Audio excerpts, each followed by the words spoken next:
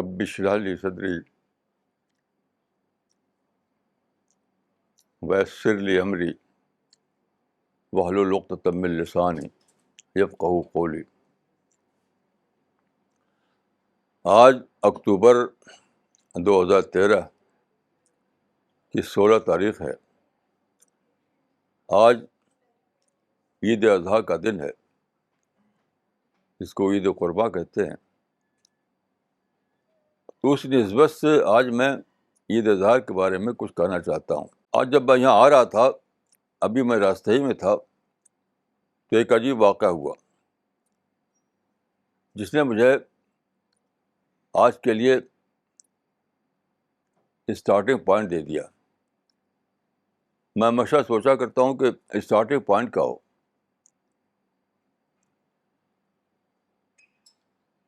تو دیکھیے، یہ بچہ جو آپ دیکھ رہے ہیں،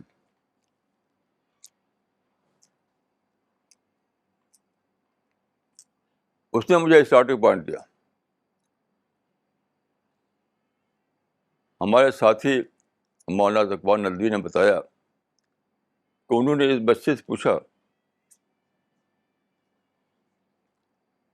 کہ کیا آپ پڑھتے ہیں، کیا آپ اسکول جاتے ہیں؟ تو بچے نے جواب دیا کہ یہ بھی کوئی پوچھنے کی بات ہے.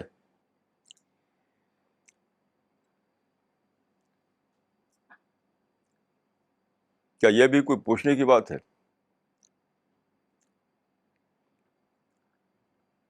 یہ ایک بہت بڑا میسج اس کے اندر ہے. وہ کیا؟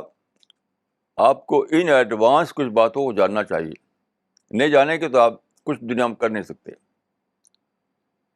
بتائے بغیر جاننا چاہیے.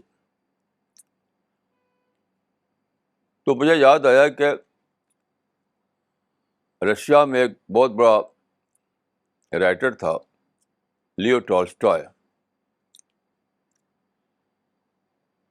اس کی ایک کتاب ہے جو فکشن کے زبان میں ہے، وار اینڈ پیس پر، جنگ اور امن پر.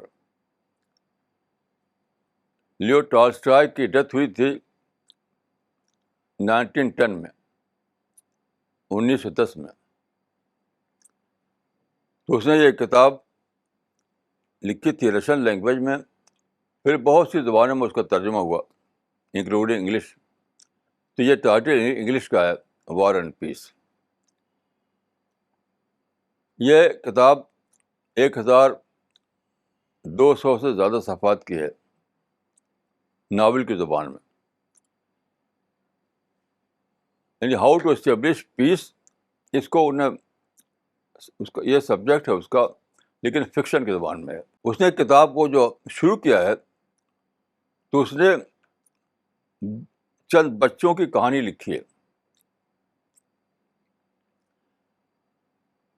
اسی سے شروع کیا کتاب کو. اس نے لکھا ہے کہ اگر دنیا بچوں کے کلچر کو جان لے تو ود ان سیکنڈ دنیا میں پیس قائم ہو جائے گا. کہ بچے کھیلتے ہیں، آپس میں لڑ بھی جاتے ہیں، لیکن پھر اس کے بعد ویسے کوئی ہو جاتے ہیں. ابھی لڑے، ابھی ویسے کی ویسی. یعنی اختلاف کے باوجود ویسے کی ویسے رہنا، ڈفرینسز کے باوجود بالکل پیسفل طریقے سے ایک دوسرے کے ساتھ رہنا. یہ بچہ سکھاتا ہے، یہ بچہ کلچر. آپ نے دیکھا ہوگا بچے جب کھیلتے ہیں تو آپس میں لڑ بھی جاتے ہیں، لیکن اس سے ان کے اندر نہ ہیٹ نہیں آتی، وہ وائلنس نہیں کرتے. تو اس نے اس کو مثال دیا ہے کہ نیچر نے بچے کی شکل میں ہمیں بتایا ہے how to live with peace. کہ ڈفرینسز تو ہوں گے، ہونے دو ڈفرینسز، لیکن تم وائلنٹ نہ بنو. تو اس بچے نے یہ سبق دیا. آپ جی وہاں بیٹھیے. چلیے، آج ہی آپ نے دیکھا ہوگا، اخبار میں نے دیکھا کہ کئی جگہ مسلمانوں نے بم مارا. یعنی مسلمان نے مسلمان پر مارا، مسجد میں مارا، مسجد میں کئی لوگ بڑے. اور ڈیلی نیوز آتی ہے، آپ نے دیکھا ہوگا ڈیلی. کشمیر کی سرحد پر آج میں نے ریڈیو پر سنا کہ انڈین آرمی کا ایک جوان تھا، محمد فیروز خان، محمد فیروز، حیدرآباد کا رہنے والا، اس کو ٹارگٹ کر کے پاکستانی آرمی نے مارا. یہاں بھی دیکھیے مسلمان نے مسلمان کو مارا.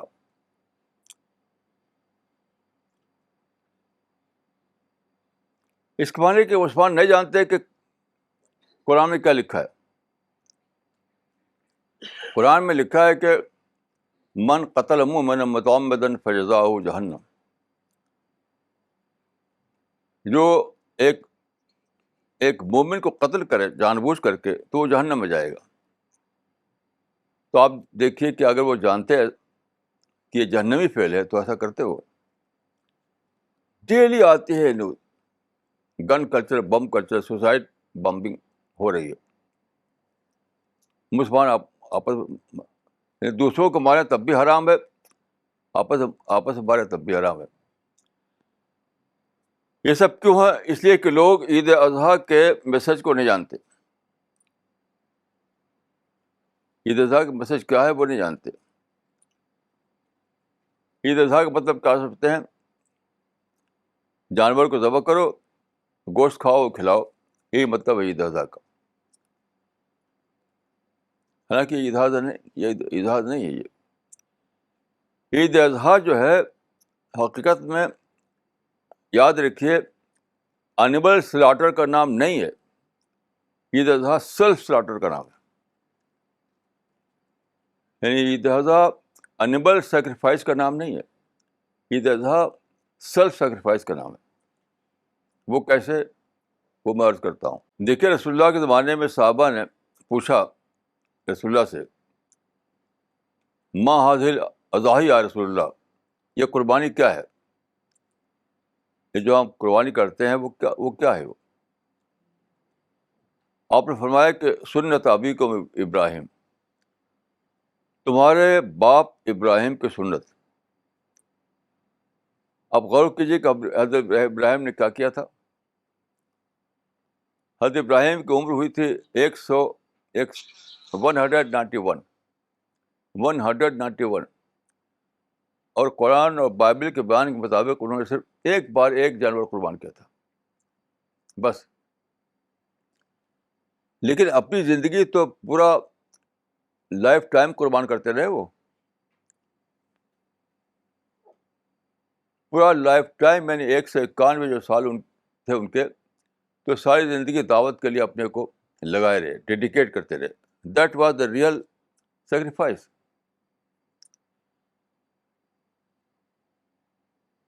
پھر یہ عید الاضحیٰ جو ہے کہا جاتا ہے کہ حضرت اسماعیل کی قربانی کی یادگار ہے.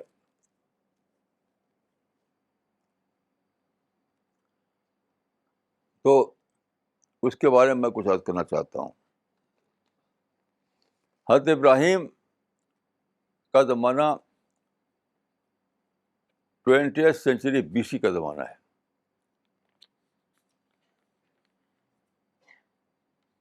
تو وہ عراق میں پیدا ہوئے.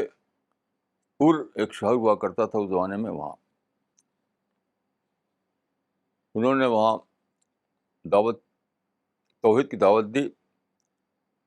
لمبی مدت تک دعوت کا کام کرتے رہے، دعوتی مشن چلاتے رہے. لیکن کوئی ایک بھی شخص نہیں ہوا جو آپ کی دعوت کو قبول کرے. یہی سارے نبیوں کا حال ہوا. وجہ کیا تھی؟ اس زمانے میں ساری دنیا میں شرک بطور ایک کلچر کے پھیلا ہوا تھا. سوشل کلچر، پولیٹیکل کلچر، ہر جگہ شرک کا غلبہ تھا. آپ اس زمانے کو آج کے حالات میں لے کر نہیں سوچ سکتے. آج تو سیکولر کلچر ہے، ہر آدمی سیکولر انداز میں سوچتا ہے. اس زمانے شرک کلچر تھا. یعنی پیدا ہوتے ہی آدمی شرک میں کنڈیشن ہو جاتا تھا. اس کنڈیشننگ کی وجہ سے وہ پیغمبر کی بات کو سمجھ نہیں پاتا تھا. تو اللہ تعالیٰ نے ایک نیا منصوبہ بنانا، نئی پلاننگ کی کہ ایک نئی جنریشن بنائی جائے جو کنڈیشننگ سے پاک ہو تاکہ وہ پیغمبر کی بات کو سمجھ سکے. اس کے لیے ایک بہت بڑی سیکریفائس درکار تھی. کیوں؟ یہ جنریشن بن سکتی تھی کسی شہروں سے دور, اس انسان کی آبادیوں سے دور, جہاں شرک کا کلچر تھا اس سے دور, یعنی ڈیزرٹ. تو بہت ہی قربانی تھی کہ کوئی جا کر ڈیزرٹ میں رہے, وہیں پر بسے, وہیں پر نسل تیار ہو, وہاں نہ کھانا نہ پانی ہے, نہ شیلٹر ہے, نہ کچھ ہے. تو اس پلان کے تحت اللہ تعالیٰ نے حضرت ابراہیم کو ایک خواب دکھایا. خواب میں آپ نے دیکھا کہ اپنے بیٹے اسماعیل کو وہ ذبح کر رہے ہیں, اپنے بیٹے اسماعیل کا سلاٹر کر رہے ہیں. تو حضرت ابراہیم نے یہ سمجھا کہ واقعتاً اللہ تعالیٰ کی مرضی ہے کہ میں اپنے بیٹے کو ذبح کر دوں. تو تیار ہو گئے. وہ قرآن میں ہے کہ انہوں نے لٹا دیا ذبح کرنے کے لیے. اس وقت آواز آئی کہ اے ابراہیم قد صدقت الرؤیا, تم نے خواب کو سچ کر دکھایا. مطلب کیا ہے؟ تم نے یہ ثابت کر دیا کہ تم اس پلان میں اپنے آپ کو شامل کرنے کے قابل ہو جس میں اپنے آپ کو سیکریفائز کرنا ہے, اپنا آپ قربان کرنا ہے. یعنی سیلف سیکریفائز کے لیے تم اس قابل ہو کہ تمہارا سلیکشن کیا جائے. چنانچہ کیا ہوا؟ یہ حکم ہوا کہ تم ایک میڈھے کو ذبح کر دو اور اسماعیل کو بچا لو. میڈھا یعنی ریم, RAM, ریم. تو قرآن میں آیت ہے کہ اس کے لیے کہ وَفَدَيْنَاهُ بِذِبْحٍ عَظِيمٍ, وَفَدَيْنَاهُ بِذِبْحٍ عَظِيمٍ. اس کا جو لٹرل ٹرانسلیشن ہے وہ یہ ہے, اور چھوڑا لیا ہم نے اس کو بدلے ایک قربانی بڑی کے, ایک بڑی قربانی کے بدلے اس کو بچا لیا. اس کا مطلب کیا ہے؟ لوگ سمجھتے ہیں کہ ذبح عظیم کا جو لفظ ہے وہ اس سے مراد ہے میڈھا یعنی ریم. ذبح عظیم سے مراد ہے بنو اسماعیل, خود اسماعیل مراد ہے اس سے, وہ نہیں مراد ہے. وہ تو فدیہ بنا تھا. یعنی جو ذبح عظیم کا لفظ اس میں آیا ہے قرآن مجید میں, اس سے مراد میڈھا نہیں ہے, اکثر لوگ جہاں سمجھتے ہیں, بلکہ خود اسماعیل ہیں. چاچا دیکھیں, سارے علماء یہ مانتے ہیں, یہ کہتے ہیں کہ بولتے ہیں اسماعیل ذبیح کا لفظ بولتے ہیں. ذبیح, یہودیوں کا دعویٰ ہے کہ اسحاق ذبیح تھے, تو ہمارے علماء کہتے ہیں کہ نہیں, اسماعیل ذبیح تھے. تو ذبح کہاں ہوئی ہے؟ وہ حضرت اسماعیل کہاں ذبح ہوئی؟ جب آپ اسماعیل کو ذبیح کہتے ہیں تو ذبح کہاں ہوئی ہے؟ وہ جو واقعہ ہوا وہ یہ ہوا کہ ان کو ڈیزرٹ میں بسایا گیا. ان کے گردن نہیں پر چھری نہیں چلائی گئی. اس کا مطلب کیا ہے کہ جب آپ بولتے ہیں اسماعیل ذبیح تو وہ ہوتا ہے سیلف سیکریفائس کے معنی میں ہوتا ہے, نہ کہ فزیکل یعنی اسپریچول سیکریفائس کے معنی میں ہوتا ہے, نہ کہ فزیکل سیکریفائس کے معنی میں. تو یہ ہے بات جس کو مسلمان جانتے نہیں. اب میں ایک بات اور عرض کروں گا کہ ہر سال جو قربانی کی جاتی ہے وہ اس کا مطلب کیا ہے. ہر سال آپ جانتے ہیں کہ عید اضحیٰ آتی ہے اور قربانی کی جاتی ہے. وہ کیا ہے؟ وہ اصل میں سمبولک ریمائنڈر ہے کہ ابراہیم کی قربانی کو ریپیٹ کرتے رہو. ابراہیم کی قربانی جو ریپیٹیبل واقعہ ہے, وہ بار بار ریپیٹ ہوگی. وہ یعنی you have to repeat it again and again.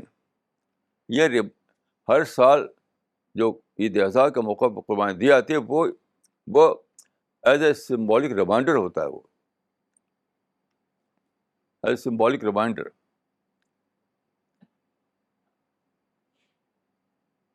اس کا مطلب یہ ہوتا ہے کہ ایک ایک ہر سال ایک سمبولک انداز میں ریمائنڈ کیا جاتا ہے کہ اے مسلمانوں، you have to you have to adopt this culture of sacrifice, جس کا نمونہ حضرت ابراہیم نے پیش کیا تھا. یعنی دعوت کے لیے پلاننگ. حضرت ابراہیم نے جو قربانی کی تھی، یہ نہیں تھی کہ بس سارا میں بسا دیا خالی، نہیں، وہ دعوت کی ایک لانگ ٹرم پلاننگ تھی اس زمانے کے حالات کے لحاظ سے. تو آج کے لحاظ سے آپ کو مستقل طور پر ہر جنریشن میں دعوت کی پلاننگ کرنا پڑے گی. ایک پلاننگ کے بعد دوسری جنریشن آئی تو پھر پلاننگ کرنی پڑے گی، پھر کرنی پڑے گی. جیسے موجودہ زمانے میں پلاننگ کیا کرنا ہے آپ کو، موجودہ زمانے میں پلاننگ یہ کرنا ہے کہ دعوت کے مواقع اتنے زیادہ بڑھ گئے ہیں کہ کبھی اس سے پہلے نہیں تھے. یعنی پرنٹنگ پریس کی وجہ سے اور یہ کمپیوٹر کی وجہ سے، ای کلچر کے ذریعے سے، کمیونیکیشن کی وجہ سے یہ پاسبل ہو گیا ہے پہلی بار تاریخ میں کہ آپ گلوبل لیول پر آپ دعوی کر سکیں، پہلی بار. اور ساتھ ساتھ کیا ہے، دنیا میں ریلیجس فریڈم آ گیا، کبھی اس سے پہلے تھا نہیں. اوپننیس آ گیا، پہلے ایسا تھا نہیں. آج سارے لوگ ایک مذہب بڑا دوسرے مذہب کی باتوں کو سننے کے تیار ہو جاتے ہیں بہت آسانی سے.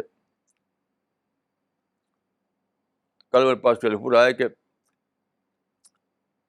اندور میں ایک انٹرنیشنل کانفرنس ہوئی، ہمارے ساتھی وہاں پر قرآن لے گئے.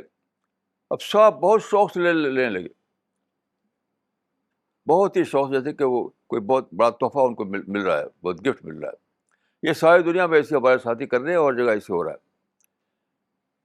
تو اوپننیس ہے، کمیونیکیشن ہے، ریلیجس فریڈم ہے، آنے جانے کی آسانیاں ہیں، ان سارے اپرچونیٹیز کھل چکی ہیں، ساری اپرچونیٹیز. اب کیا کرنا ہے؟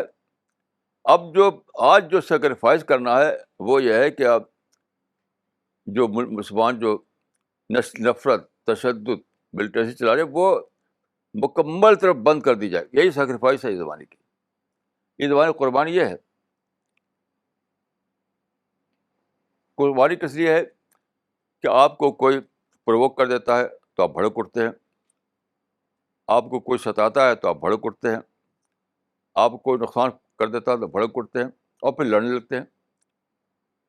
یعنی کسی ریئل یا ان ریئل اٹراسٹی کی بنا پر، ظلم کی بنا پر آپ گن لے کر، بم لے کر کھڑے ہوتے ہیں. اس سے نہیں کام چلتا، سوسائڈ بامبنگ کرتے ہیں. آج کی قربانی یہ ہے کہ اس کام کو مکمل طور پر بند کر دیا جائے. اپنے جذبات کو دبائیے، اپنے جو آپ پرووک ہو جاتے ہیں اس کو ختم کیجیے، اپنی نفرت کو بالکل بٹا دیجیے. یہ ہے قربانی اس زمانے کی. کیوں؟ جب آپ ایسا کریں گے تبھی ایسا ہوگا کہ آپ دعوت کا کام کر سکیں، موجودہ زمانے جو دعوت کے مواقع ہیں اس کو اویل کر سکیں آپ.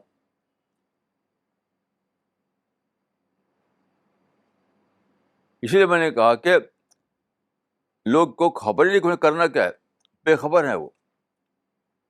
کوئی یہ کہنے والا نہیں کہ یہ بھی کوئی پوچھنے کی بات ہے، یہ تو ہم جانتے ہیں. کوئی ایسا کہنے والا نہیں.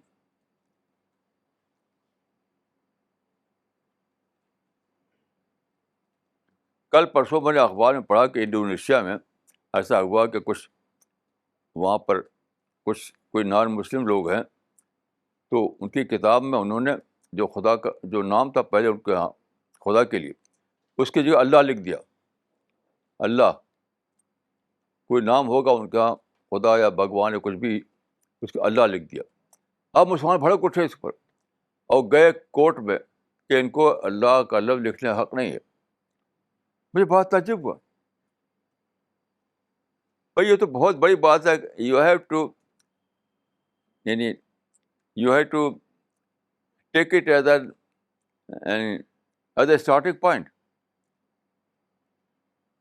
آپ کو ان لوگوں سے ملنا چاہیے, میں نے کہنا چاہیے کہ بھائی ہم نے سنا ہے کہ آپ نے لفظ اللہ کو اختیار کر لیا ہے, تو آئیے ہم بتاتے ہیں آپ کو کہ اللہ کا مطلب کیا ہے. یہ اسٹارٹنگ پوائنٹ ہے. جیسے قرآن میں ہے کہ رسول اللہ کو حکم دیا گیا کہ تم جو یہود و نصارہ ہیں ان سے ایک کامن گراؤنڈ تلاش کرو, اس کامن گراؤنڈ کو لے کر کے ان سے دعوتی کام کرو. کل یا اہل الکتاب تعالوا الی کلمۃ سواء بیننا وبینکم, یعنی کامن گراؤنڈ تلاش کرو. تو یہاں تو انہوں نے خود کامن گراؤنڈ دے دیا تھا, اللہ کا کامن گراؤنڈ. آپ اللہ کو مانتے ہیں, انہوں نے اللہ کو مان لیا. تو آپ کو یہاں پر ایک کامن گراؤنڈ مل گیا, اس کو استعمال کیجیے آپ دعوت کے لیے. لیکن انڈونیشیا کے مسلمانوں نے کیا کورٹ پہ چلے گئے کہ ان کو عدالتی آرڈر کے ذریعے سے بند کیا جائے کہ اللہ کے لفظ استعمال نہ کریں. کیسی عجیب بات ہے. لوگ جانتے ہیں کہ نہیں انہیں کیا کرنا ہے, جو جانتے نہیں کہ ان کی ذمہ داریاں کیا ہیں. کوئی یہ کہنے والا نہیں کہ یہ بھی کوئی پوچھنے کی بات, ہم کو پتہ ہے کہ ہمیں یہ کرنا ہے. ہمیں یہ کرنا ہے کہ ہم دعوت کے موقع کا استعمال کرنا ہے, ہمیں لڑائی بھائی چھوڑنا ہے, تاکہ نارمل یعنی حالات نارمل ہوں, اور حالات نارمل ہوں تبھی دعوت کا کام ہوگا. یعنی کوئی یہ کہنے والا نہیں. مثلا یہ کہ اگر مسلمان آج لڑائی بھڑائی چھوڑ دیں, گن کو پھینک دے سمندر میں, بم کو پھینک دے سمندر میں, اور سارا یہ جو ان کا نگیٹو تھنکنگ ختم کر دیں, پھر ان سے کوئی پوچھے کہ ایسا کیوں کہ آپ نے, پھر کوئی پوچھنے کی بات ہے, یہ بھی کوئی پوچھنے کی بات ہے. یہ تو ہمارا فرض ہے, یہ تو ہمارا فرض ہے. ہمیں تو دعوت کے لیے یعنی سچویشن کو نارملائز کرنا چاہیے. ہم نے حالات کو نارمل بنانے کے لیے, معدل بنانے کے لیے ایسا کیا ہے. کوئی زبان بولنے والا نہیں, کوئی اس بات کو سمجھنے والا نہیں. تو خیر میں آپ لوگوں سے ایک بات کرنا چاہتا ہوں, ہمارے جو ساتھی ہیں جو سی پی ایس میں لگے ہوئے ہیں, ان کو مجھ سے کئی بار یہ کہا جاتا ہے کہ آپ کا جو مشن ہے وہ لٹریچر بیسڈ ہے, یعنی کتابیں ہیں آپ کے یہاں, ان کتابوں کے ذریعے آپ دعوت کا کام کر رہے ہیں. اب تو الیکٹرانک کا زمانہ آ گیا ہے, لیکن یہ آدھی بات ہے. دیکھیے یہ آدھی بات ہے, ساری بات نہیں ہے. جہاں ایک شخص سے یہ بات مجھ سے کہی تھی, وہ ایک سیمینار تھا, ایک کانفرنس تھی. تو میں نے ان سے کہا کہ یعنی بک کا دور ختم ہوگا تو اسٹیج کا دور آ گیا ہے. دیکھتے نہیں آپ, دنیا بھر میں اسٹیج بڑھ گیا ہے, یعنی اسٹیج ایکٹیویٹیز بڑھ گئی. اگر بک ایکٹیویٹیز کم ہو گیا تو اسٹیج ایکٹیویٹیز بڑھ گئی, اس کو استعمال کیجیے. تو میں آپ سب لوگوں سے کہوں گا کہ اب اپنے کو آپ پریپیئر کریں کہ اس ایج آف اسٹیج کو استعمال کرنے کے لیے. وہ کیسے؟ آپ لوگ جو ہیں اپنی اسپیکنگ پاور کو ڈیولپ کریں, چاہے اردو میں, چاہے ہندی میں, انگلش میں, جو زبان بھی آپ جانتے ہیں. یہ عجیب غریب ایک اپرچونیٹی پیدا ہوئی ہے کہ ڈیلی ہر جگہ کانفرنس سیمینار ہوتے ہیں. آپ انگریزی اخباروں میں پڑھیں آپ, تو وہاں چھپتا ہے کہ آج کیا کیا انگیجمنٹ ہے, ہر دن چھپتا ہے. بغیر انویٹیشن کے آپ وہاں جا سکتے ہیں. ایک تو یہ کہ آپ کو انوائٹ کیا گیا, آپ اسٹیج پہ بلائے گئے, آپ نے اسپیچ دی. لیکن یعنی اس کے بغیر بھی آپ جا سکتے ہیں. وہ کیا, اس زمانے میں ایک عجیب و غریب فنامنا پیدا ہوا ہے جو پہلے نہیں تھا. وہ ہے سوال جواب. پہلے تھا ہی نہیں. پہلے آپ سوال نہیں کر سکتے تھے. ایک بار سوال کر دیا بادشاہ کے دربار میں ایک شخص نے, تو بادشاہ نے کہی کون ہے سوال کرتا ہے, گردن مارو اس کی. تو پہلے زمانے میں یہ آپ لوگ اس کو ایک نعمت سمجھیے, نعمت, کہ پہلے زمانے میں یہ بات تھی ہی نہیں کہ کسی مذہب کا جلسہ ہو رہا ہے, کہ بادشاہ کا جلسہ ہو رہا ہے, کوئی پولیٹیکل جیسا ہو رہا ہے تو وہاں آپ سوال کریں. وہاں تو یہ تھا کہ بس جو کہا جا رہا ہے اسٹیج سے سن لیجیے اس کو, بس سن لیجیے. اب یہ ہے کہ آپ وہاں پر سوال کر سکتے ہیں اور وہ آپ کو بہت ہی نارمل طریقے سے جواب دے گا آپ کو. تو میں یہ کہوں گا کہ آپ میں سے ہر شخص اپنے اندر اپنی اسپیکنگ پاور کو ڈیولپ کرے تاکہ اس نئی چیز کو ہم استعمال کر سکیں, اویل کر سکیں اس کو. یعنی اگر رسول اللہ کے زمانے میں دیکھیے, رسول اللہ کے زمانے میں پرنٹنگ پریس نہیں آیا تھا, تو اس زمانے میں لوگ میمورائز کر لیتے تھے. تو لوگوں نے کیا کیا, قرآن کو میمورائز کر کے سناتے تھے. یعنی وہ مقری بنے ہوئے تھے, مقری بنے ہوئے تھے. تو اسلام جو پھیلا اسی سے پھیلا کہ لوگوں نے قرآن کو یاد کر لیا اور جگہ جگہ اس کو سنانے لگے, وہ یعنی مقری آف قرآن. اس کے بعد دور آئے پرنٹنگ پریس کا. اب یہ تھا دور ڈسٹریبیوشن کا. اب ڈسٹریبیوشن کیا جانے لگا, یعنی چھپی ہوئی کتابیں, چھپا ہوا قرآن جو ہے ڈسٹریبیوٹ کیا جانے لگا. اب اگر دور آ گیا ہے اسٹیج کا, تو اس کے لیے آپ لوگ تیار کیجیے. یعنی آپ میں ہر شخص کو اسپیکر بننا ہے. اسپیکر بننے کے معنی نہیں کہ آپ کو اگر بلایا جائے اسٹیج پہ تقریر کرنے کے لیے تبھی آپ کو موقع ہے. نہیں, بلایا نہ جائے تب بھی آپ آڈینس میں ہیں, آڈینس میں ہو کر کے آپ سوال کر سکتے ہیں. اور سارے لوگ بہت غور سے سنتے ہیں سوال کو. میں نے دیکھا ہے کہ جب کوئی کھڑا ہو کر سوال کرتا ہے تو اسپیکر سے زیادہ اٹینشن دیتے ہیں لوگ سوال کو. میں نے خود دیکھا, جب بشرطے کہ سوال کرنے والا جو ہے کوئی بہت یعنی ریزنیبل بات کہہ رہا ہو, یعنی کہ آڈینس میں سے ایک آدمی کھڑا ہو اب بہت ہی ریزنیبل بات کوئی کہے, وہ اس زبان میں جو زبان میں چل رہی ہے, مثلا انگلش چل رہی ہے تو انگلش میں, ہندی ہے تو ہندی میں, اردو ہے تو اردو میں, تو لوگ اسپیکر سے زیادہ اس کو سنتے ہیں. تو آپ اس کو اپنے کو ٹرین کیجیے, یہ سیکھیے آپ کہ آپ کو بولنا آئے, آپ کو اسپیچ دینا آئے, آپ کو بہت ہی ریشنل وے اپنی بات کو پریزنٹ کرنا ہے, بہت ہی انڈرسٹینڈیبل لینگویج میں آپ اپنی بات کر سکیں. تو آپ یعنی اگر سارے مسلمان نہیں کر رہے ہیں تو آپ کیجیے وہ کام. یہ مطلب نہیں کہ دوسرے مسلمانوں کی شکایت کر کے آپ بڑھ جائیں. اور پھر اس کے بعد کیا ہوگا, کیا انہی مسلمانوں میں سے آپ کو افراد ملیں گے, جیسے آپ لوگ ملے ہیں ایسے اور ملتے رہیں گے. تو میں سمجھتا ہوں کہ اس وقت جو ہم کر رہے ہیں کام, جو زیادہ تر ڈسٹریبیوشن چل رہا ہے اور ساتھ ساتھ الیکٹرانک میں بھی ہم استعمال کر رہے ہیں, تو اسی کے ساتھ ساتھ ہمیں اسٹیج کو بھی استعمال کرنے کے لیے اپنے کو تیار کرنا چاہیے. یعنی اس کام کو آپ بڑھائیے, یعنی اس کام کو جو جو ڈسٹریبیوشن کا کام ہے اس کو بھی بڑھانا ہے, اور جو یہ کام ہو رہا ہے انٹرنیٹ, تو پرنٹڈ بک کو ہم ڈسٹریبیوٹ کرتے ہیں اس کو بھی اور بڑھانا ہے. انٹرنیٹ کے ذریعے کام کیا جا رہا ہے اس کو بھی اور بڑھانا ہے. ساتھ ساتھ اسٹیج کا جو ایک اپرچونیٹی ہے اس کو بھی استعمال کرنا ہے, اس کو اویل کرنا ہے. اور آپ ہی لوگوں کی ذمہ داری کہ آپ اس کے لیے محنت کریں.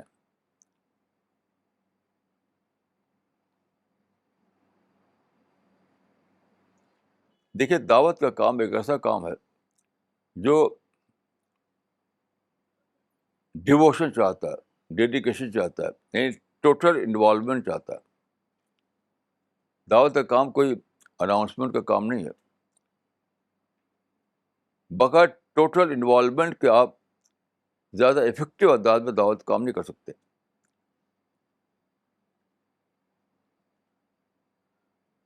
تو اس کا بہت ہی زبردست, یعنی پھر آپ کے مسائل کیسے حل ہوں, آپ کا کام کیسے بنے, اس کے لیے حدیث میں موجود ہے بہت اچھا جواب کہ من جعل الہموم ہما واحدا ہم آخرتہ کفاہ اللہ عن ہم دنیا. جو شخص اللہ کو اپنا کنسرن بنا لے گا تو اللہ اس کی تمام ضرورتوں کے لیے کافی ہو جائے گا. یعنی آپ دعوت کے لیے اپنے آپ کو جب ڈیڈیکیٹ کریں گے، اپنے آپ کو پوری طرح انوالو کریں گے، اپنے آپ کو اس کے وقف کریں گے وقف، تو یہ مت سوچیے کہ اور دوسرے کام کہیں آپ بگڑ نہ جائیں کہیں. یہ مت سوچیے آپ کے دوسرے کام جو ہیں، آپ کے فیملی کے کام، آپ کے دنیا کے کام بگڑ جائے، ایسا مت سوچیے. کیوں؟ تو اللہ اپنے ذمے لینے کے لیے کہہ رہا ہے، وہ ہم کو اپنے ذمے لے لیں گے.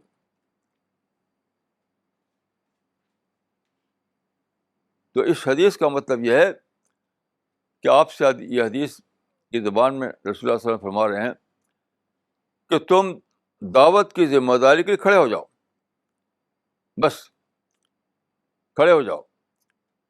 اب باقی جو ساری ذمہ داریاں وہ اللہ اپنے ہاتھ میں لے لے گا، اس کے لیے سوچنے کی ضرورت نہیں.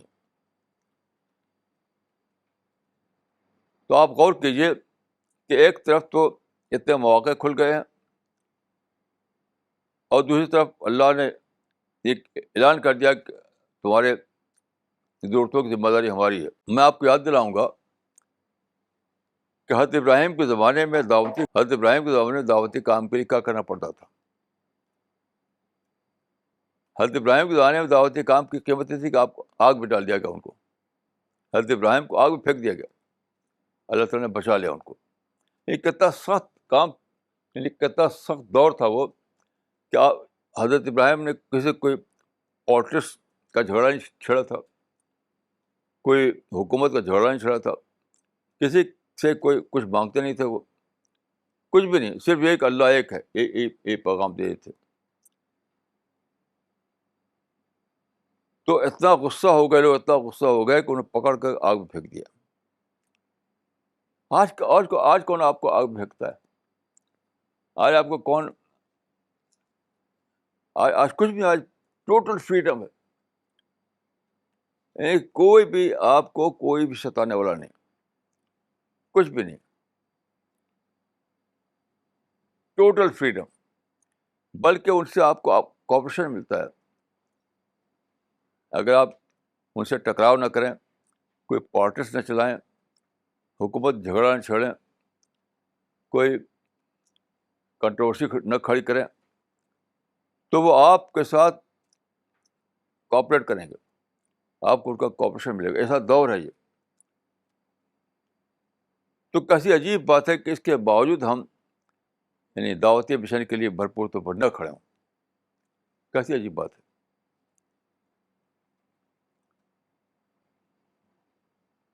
اور میں تو یہ سمجھتا ہوں کہ یہ زمانہ ایسا ہے کہ سب سے زیادہ دنیا کو جس کمیونٹی کی وہ سچائی ہے. دنیا کے بازار میں آج سارا سامان ہے، شاپنگ سینٹر بڑے بڑے بنے ہوئے ہیں، اس میں سارا سامان ہے، لیکن جو چیز موجود نہیں ہے وہ سچائی. انسان سچائی کی تلاش میں ہے، لیکن سچائی اس کو نہ کسی مال میں ملتی، نہ کسی شاپنگ سینٹر میں ملتی، حتیٰ کسی لائبریری بھی نہیں ملتی اس کو. تو یہ تو وقت کی ضرورت ہے، وقت کی ڈیمانڈ ہے، اور سارے انسان چاہتے ہیں کہ انہیں سچائی ملے. تو کیسی عجیب بات ہے کہ اتنے زیادہ موافق حالات کے باوجود آپ اس کے لیے نہ کھڑے ہوں. جتنے بھی یعنی وہ چیزیں ہیں جو اس کو سپورٹ کرنے والی ہیں، وہ سب مکمل طور پر آپ کو مہیا ہو گئی ہیں. تو اب نہ کھڑے ہوں تو کوئی کوئی ایکسکیوز نہیں اس کے لیے، نو ایکسکیوز ایٹ آل. تو میں یہ آپ لوگ جو سی پی ایس کے ممبر ہیں ان سے یہ کہوں گا کہ آپ کوئی ایکسکیوز مت لیجیے. دعوت کے لیے اپنا آپ کو، جس کو میں اکثر کہا کرتا ہوں کہ چھونک دیجیے. لیکن یہ اسی کے ساتھ میں یہ کہوں گا کہ ہر کام کی کچھ شرطیں ہوتی ہیں. آپ آخری حد تک آپ کو دنیا کے لیے نو پرابلم بننا پڑے گا. No problem. جیسے ابھی آج کل آپ خبریں سنتے ہیں آپ مسلم ملکوں میں، مثلا مصر میں، وہاں پر لڑائی ہو رہی ہے اور لوگ پکڑے جا رہے ہیں. کیوں؟ وہ اسلام کا کام کرنا چاہتے ہیں، ساتھ ساتھ برابری بنے ہوئے ہیں. وہاں جو اتھارٹی ہے، وہاں جو رجیم ہے، اس کے لیے پرابلم بن کر کے. تو آپ دعوت کا کام اس لیے کہیں کہ آپ دنیا کے لیے پرابلم بن رہے ہیں. اور سب سے سپر پرابلم ہے پالٹکس آف اپوزیشن. اس زمانے میں میں سمجھتا ہوں کہ سپر پرابلم ہے، super problem politics of opposition. تو آپ اگر دعوت کا کام کرنا چاہتے ہیں تو آپ کو کچھ نہیں کرنا ہے، صرف یہی کرنا ہے کہ دنیا کو آپ سے کوئی پرابلم کو تجربہ نہ ہو، بس اتنا ہی کرنا. دائی کے لیے شرط لازم ہے کہ وہ نو پرابلم پرسن بن جائے. نو پرابلم پرسن اس زمانے میں سمجھتا ہوں کہ سب سے بڑا یہ ہے کہ آپ یعنی جو پارٹیز آف اپوزیشن ہے اس سے مکمل طور دور ہو جائے. پارٹیز آف اپوزیشن جو ہے وہ صرف یہ نہیں ہے کہ آپ سڑکوں پہ آ جائیں، آپ سوچیں بھی اگر ان کے خلاف، ان کے خلاف، یعنی اگر آپ سوچیں بھی تب بھی آپ پیسو سینس میں آپ کو پرابلم کریٹ کر رہے ہیں. میں اللہ کے فضل سوچتے نہیں کہ اس پارٹی کے بارے میں سوچوں، اس پارٹی کے بارے میں سوچوں، یہ صحیح ہے وہ غلط ہے. یعنی ایک شکل یہ ہے کہ آپ ایک پارٹی کا ساتھ دے کر دوسری پارٹی سے لڑائی کر رہے ہیں، جیسے مصر میں ہو رہا ہے کہ ایک پارٹی کا ساتھ دے کر کے وہ فوج سے لڑ رہے ہیں، فوج والے ان سے لڑ رہے ہیں. تو ایک صورت یہ ہے کہ آپ ایک کی سائڈ لے کر دوسرے سے لڑیں، لیکن میں کہوں گا کہ ایک کی سائڈ لے کر دوسرے کے خلاف سوچیں، یہ بھی وہی چیز ہے، یہ پیسیو پرابلم ہے. تو ایک ایکٹیو پرابلم، ایک پیسیو پرابلم. نیگیٹو تھنکنگ بھی پرابلم ہے، وہ پیسیو پرابلم ہے. تو میں یہ کہوں گا کہ اگر آپ کو دعوت کا کام کرنا ہے تو آپ کو یہ فیصلہ کرنا ہوگا کہ آپ نہ تو ایکٹیو سینس میں پرابلم بنے گی کسی کے لیے، نہ پیسیو سینس میں پرابلم بنے گی کسی کے لیے. بالکل پورے معنوں میں ہر اعتبار سے نو پرابلم پسند بن جائیں گے. اور صرف دعوت کی، یہ بھی آپ کو فیصلہ کرنا پڑے گا کہ آپ جہاں بھی بات کریں، جہاں بھی لوگوں سے ملیں، صرف دعوت کی بات کریں. کوئی پالیٹکس نہیں، کوئی شکایت نہیں، کوئی پروٹیسٹ نہیں. آج کل جیسا کہ طریقہ ہے، جہاں میں دیکھتا ہوں جب لوگ بیٹھتے ہیں تو ان کے خلاف، ان کے خلاف، ان کے خلاف، ان کے خلاف یہ باتیں کرتے ہیں. That is passive violence. تو کچھ لوگ ایکٹیو وائلنس میں پھنسے ہوئے ہیں، تو کچھ پیسو وائلنس پھنسے ہوئے ہیں.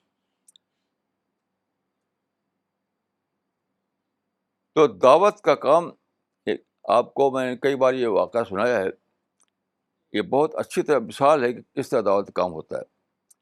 کہ رسول اللہ صلی اللہ علیہ وسلم مکے میں بہت زیادہ ستایا گیا. آپ کو 13 سال کے بعد آپ نے ہجرت کیا. جب مدینے پہنچے تو وہاں پر آپ نے جو پہلی تقریر کی تھی، پہلی اسپیچ جو آپ کی تھی، وہ پوری کی پوری سیرت ابن شام میں موجود ہے. اس میں آپ پڑھیے، ایک لفظ جو سے شکایت کا نہیں. آج کل کے زمانے میں کیا ہے کہ اگر لوگوں کو مار کے بھگایا جائے کہیں سے، تو وہاں جا کے بولیں کہ دیکھو بھائی کتنے ظالم ہیں، ہم وطن سے چھوڑ کر یہاں آنا پڑا. یہ پہلی بات یہی کہیں گے کہ ہم کو وطن چھوڑنا پڑا اپنا، کتنے ظالم ہے یہ لوگ. رسول اللہ نے ایسا ایک کلمہ نہیں پڑھا کہا وہاں پر. 10 سال تک مدینے میں رہے، کبھی کوئی شکایت کی بات نہیں کی. یہ تقریر پوری کی پوری موجود ہے سیرت ابن شام میں، آپ پڑھ لیجیے اس کو. تو آپ کو دعوت کا کام کرنے کے لیے اپنے اندر 100% ایک پازیٹیو مائنڈ بنانا پڑے گا.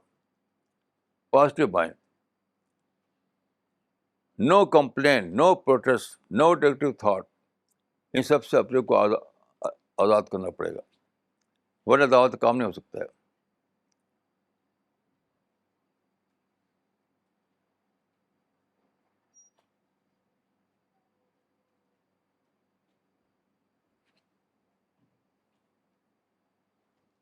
تو میں دعا کرتا ہوں کہ اللہ تعالیٰ مجھ کو اور آپ کو توفیق دے کہ ہم اللہ کی ذمہ داری کو سمجھیں اور آپ کو اپنے آپ کو اس میں ڈیڈیکیٹ کر دیں تاکہ اللہ تعالیٰ ہم کو آخرت میں جنت میں جگہ دے اور ہم کو اپنی بلیسنگ عطا فرمائے دنیا میں بھی اور آخرت میں بھی. السلام علیکم ورحمۃ اللہ وبرکاتہ.